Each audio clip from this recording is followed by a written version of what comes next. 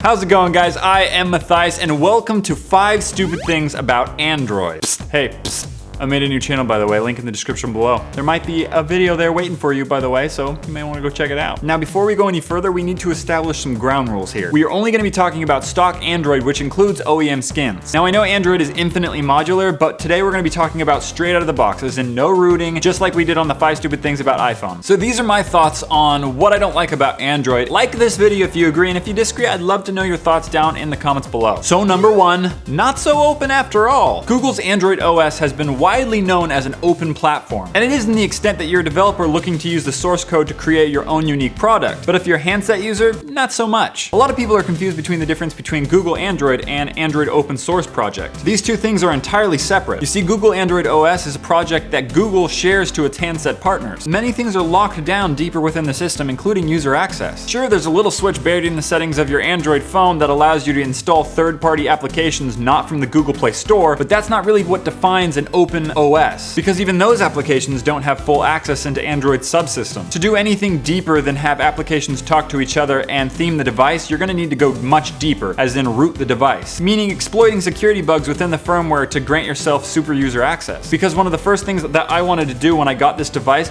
was to actually change the scale of the OS, and I couldn't do that without rooting. And that's kinda stupid. Number 2, there is no good incorporated backup solution. On the countless Android devices that I've used, I could not find a worthwhile backup solution within the system to use. We are in the day and age when most of what we do right now is in the cloud, so backing up isn't a huge issue anymore, but it still is needed. Sure, you can download backup applications from the Google Play Store, but a feature this fundamental should be incorporated within the system. I tried the current backup system on 4.4.4 and I wasn't too satisfied. It had like a 20% success rate, meaning 80% of the apps that I had on the phone before I wiped the device either didn't back up or didn't revert to their latest state. And that's really stupid. Number 3, crashes galore. I don't think anyone can argue here that Android's OS isn't quite as stable as iOS. I mean, it makes sense. Android has to be compatible with hundreds of devices with hundreds of different hardware combinations. But the amount of crashes and hangs I get on a day-to-day basis is alarmingly high. I would say I roughly get around 3 to 4 app crashes a day, and at least once the system will crash and I have to reboot the entire phone. When I was on iOS, I remember there were periods for like 2 weeks where I didn't have to restart the device, and rarely did I ever get a notification that an application has stopped responding. I mean, Google's own Play Store crashes on me at least twice a day. I mean, I do download a lot of apps, but still. I find a lot of inconsistencies with the stability of the system. Sometimes the app will launch, sometimes it won't. Sometimes you'll get a notification from the app, sometimes you won't. Sometimes the screen will unlock, and sometimes it won't. And that's stupidly stupid. Number 4. Skins. I personally am not a fan of OEM skins. A skin is when a company like Samsung or LG will modify the look, feel, and navigation of stock Android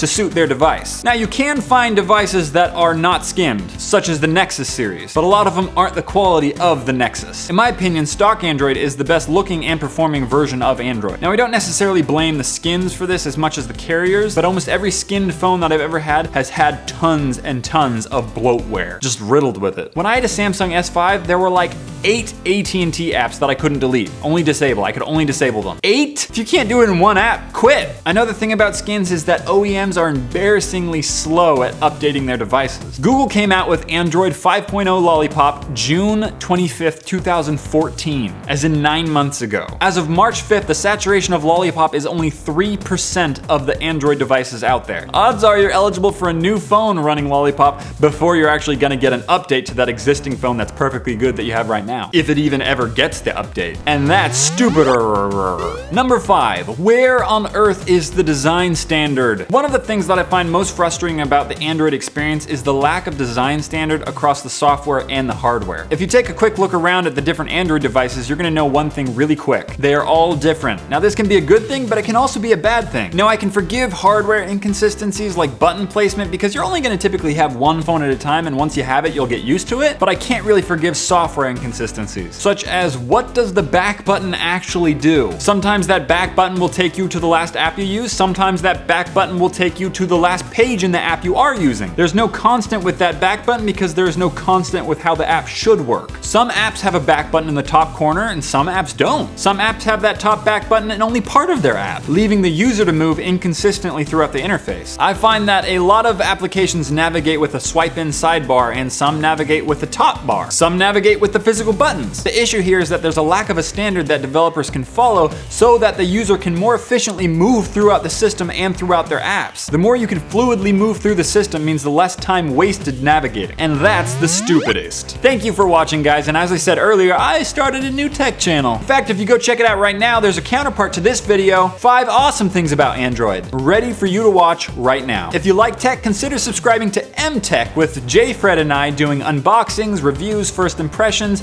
pretty much anything tech-based. So go check it out. I would love to know your thoughts on Android and what you think makes it stupid and what you think needs changing down in the comments below. And I will see you next time. High five.